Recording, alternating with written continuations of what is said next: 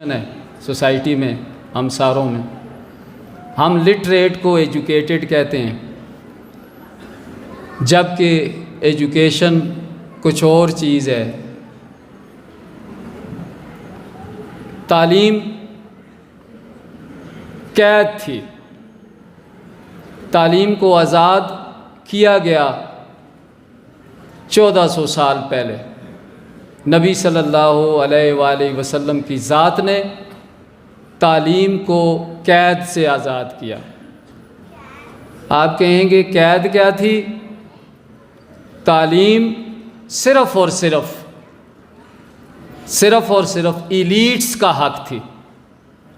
تعلیم صرف اور صرف بادشاہ کے، وزیروں کے بچوں کے لیے تھی۔ آپ سپارٹا سے لے لیں، آپ گریک یونان کے تمام فلسفیوں کو لے لیں، تو تعلیم چند لوگوں کے لیے تھی۔ تو میرے نبی نے، آپ کے نبی نے اس تعلیم کو آزاد کیا۔ اور پھر تعلیم کیسے؟ نبی صلی اللہ علیہ وآلہ وسلم نے تعلیم کیسے دی؟ ادارہ نہیں، سکول کے پریمیسز، کالج کا پریمیسز، یونیورسٹی کے چار دیواری کے اندر نہیں، 10 لاکھ مربع میل کا رقبہ، جس پہ نبی صلی اللہ علیہ وآلہ وسلم نے 10 لاکھ مربع میل کی یونیورسٹی بنا دی۔ وہ پورے کی پوری سلطنت سیکھنے سکھانے کے عمل پہ آ گئی، پورا معاشرہ درسگاہ بن گیا۔ کیسی درسگاہ؟ اب کمپیریزن کر لیں۔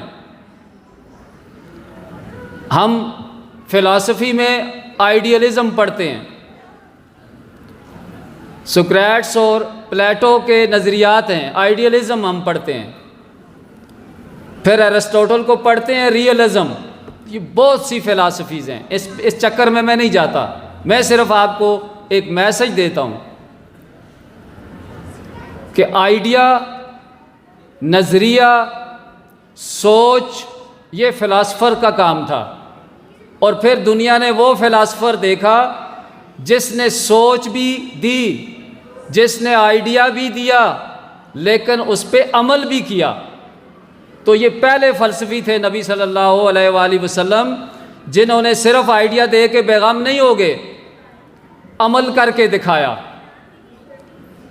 ہم ایجوکیشن میں ایک بہت بڑی ڈیفینیشن پڑھتے ہیں، James Ross: education and philosophy are two sides of coin, one is contemplative one and the other is dynamic.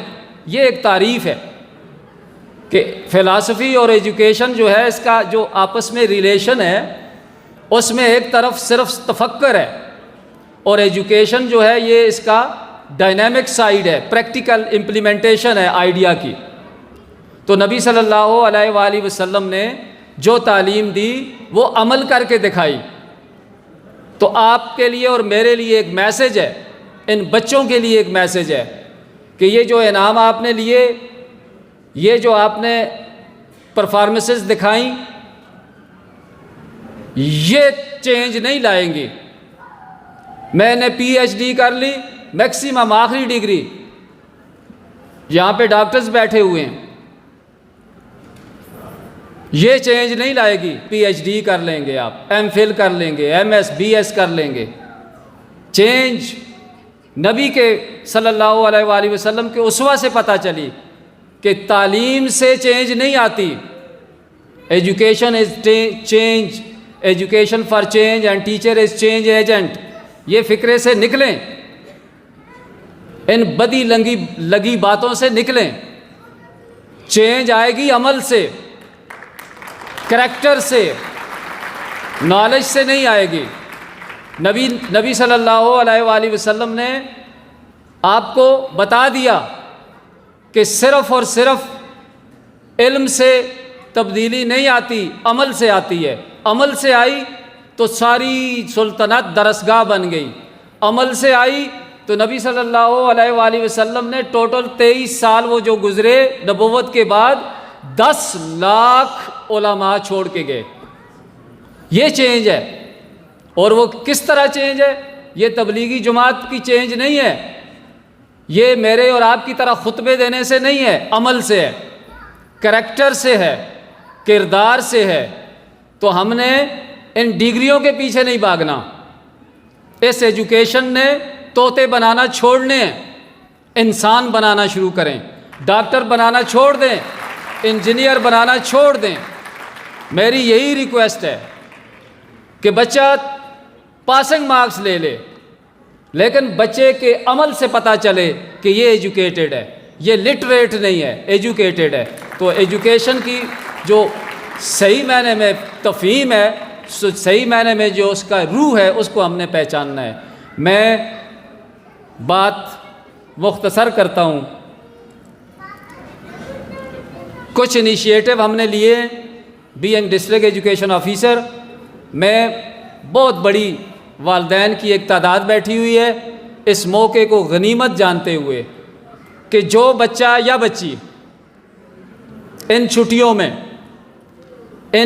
میں ہمارے ہاں ایک وبا ہے، وہ وبا جو ہے نہ والدین سمجھ رہے ہیں، نہ ہم ایجوکیشن والے سمجھ رہے ہیں، متاثر ہمارا بچہ ہو رہا ہے. وہ ہے irresponsible use of social media. اس پہ ہم اپنے انڈیجنس ٹوٹلی کوئی خرچہ نہیں، کوئی آپ سے فیس نہیں لیتے. آپ بچوں اور بچیوں کے لیے 10 جنوری سے ہم 3 دن کی ایک ورکشاپ رکھیں گے اور یہ 10 فروری تک جاری رہے گی. 3 دن کا بیچ ہم بنائیں گے اور اس میں ہم 40 اسٹوڈنٹس کو رکھیں گے اور یہ بیچز جو ہیں یہ چلتے رہیں گے. یہ ہم اپنی آئی ٹی لیبز کو استعمال کریں گے جو کروڑوں روپے سے ہم نے استعمال کی. اب کروڑوں روپے گورنمنٹ کے لگ گئے، فائدہ سوسائٹی کو کیا ہوا؟ کچھ نہیں ہوا. تو اس پہ ہم نے سوچنا شروع کیا ہے اور ہم نے اس کو پلان چاک آؤٹ کر لیا ہے. انشاءاللہ آپ کے لیے مکمل موقع ہے. جو بچہ بچی اپنے آپ کو رجسٹر کروائے، 3 دن کا وہاں پہ ہمارے یہاں ورکشاپ کرے ایکسپرٹس کے ساتھ، اور اس سے وہ آن لائن جابز اس پہ بھی جا سکتے ہیں. ان کو وہاں پہ ہم لنک دیں گے، ان کو ٹرین کریں گے. اور اس کے علاوہ جو irresponsible یوز ہے، ہم جتنے بھی معززین بیٹھے ہوئے ہیں، ہم میں سے کسی کی بھی عزت محفوظ نہیں ہے سوشل میڈیا پہ. تو ہم نے بچوں کو responsible use of social media, اس پہ ہم نے 1 منتھ کی 3 ڈیز کی ورکشاپس کی ارینجمنٹ کی ہے. ہم اپنے خرچے پہ کریں گے، آپ سے کوئی فیس نہیں لیں گے. صرف اور صرف بچے جو ہیں وہ وہاں پہ ہر روز 3 گھنٹے ہماری لیب میں گزاریں گے. تو انشاءاللہ ہم اسی طور پہ کنٹریبیوٹ کر سکتے ہیں. اس کے علاوہ جو سیکنڈ انیشیٹو ہم نے لیا وہ آپ ساروں نے دیکھ لیا، لیکن اس کو ہم آگے بڑھا رہے ہیں. وہ ہے ڈبل شفٹ سکولز ہیں. جو بچے بچیاں کسی بھی مجبوری کے تحت جن کو ایڈمیشن نہیں ملتا، دیکھیں پاپولیشن کتنی زیادہ ہو گئی، ہمارے سکول کالجز وہی ہیں ایبٹ آباد میں، وہی 2 کالجز ہیں. 3 سکول انگریز نے چھوڑے، 1 سکول ہم نے نمبر 4 بنایا. تو ہمارا انفراسٹرکچر جو ہے جس طرح آبادی بڑھی نہیں بڑھا. تو ہم جن بچیوں کو ایڈمیشن نہیں ملتے مارننگ میں، ان کے لیے ایوننگ میں ہم ڈبل شفٹ سکولز جو ہیں وہ چلا رہے ہیں اور ان کو انشاءاللہ 100 تک لے کے جائیں گے. یہ ہمارا دوسرا انیشیٹو ہے. تو انشاءاللہ میں ہمیشہ کہتا ہوں، آپ سے بھی یہ گزارش ہے، ماؤں سے بڑی تعداد نظر آ رہی ہے. میری آپ سے آخری التجا ہے، ہاتھ جوڑ کے کرتا ہوں کہ بچوں سے اپنا گیپ ختم کریں. ہم وہ نسل ہیں جو آگے بیٹھے ہوئے ہیں جو اپنے ماں باپ کے سامنے بیٹھ بھی نہیں سکتے تھے. ہم وہ نسل ہیں جو عید پہ کہیں گلے مل لیں والدین کو تو تب ہاتھ تک ہم ڈر کی وجہ سے، خوف کی وجہ سے، ادب کی وجہ سے، روایات کی وجہ سے نہیں کر سکتے تھے. تو یہ مائیں خصوصی طور پہ اپنی بچیوں کے درمیان جو گیپ ہے وہ ختم کریں، تاکہ بچیاں اپنے پرابلمز اپنے والدین جو ہیں ان سے شیئر کر سکیں۔ میں یہ چاہتا ہوں وہ دن میری زندگی کا خوبصورت دن ہوگا جب میں کسی بچے یا بچی سے پوچھوں کہ آپ کا بیسٹ فرینڈ کون ہے، تو وہ اپنی ماں یا باپ کا نام لے۔ بہت سے انسیڈنٹس، میں یہ باتیں اس وجہ سے کر رہا ہوں کہ میں ایسی جگہ پہ بیٹھا ہوں جہاں پہ ڈسٹرکٹس کی مختلف کمپلینٹس آتی ہیں، ڈیلی میرے پاس کیسز آتے ہیں، میں